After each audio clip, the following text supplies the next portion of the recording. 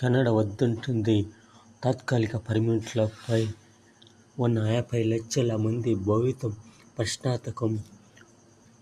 వచ్చే ఏడాదిలో ముగియనున్న పర్మిట్ల గడువు విద్యార్థులకు గడువు పెంచనున్నందుకు ఛాన్స్.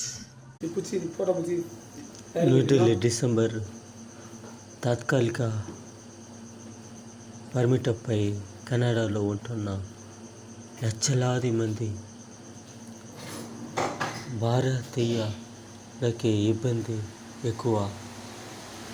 ఈ విధంగా కెనడా ఎంత మోసానికి పాల్పడిందో, అందువల్ల ఈ విధంగా భారత్ కఠిన నిర్ణయం తీసుకోవాలి. కఠిన నిర్ణయం లేకపోతే వాళ్ళకు ఏ విధంగా బుద్ధి చెప్పాలో ఆ విధంగా బుద్ధి చెప్పాలి.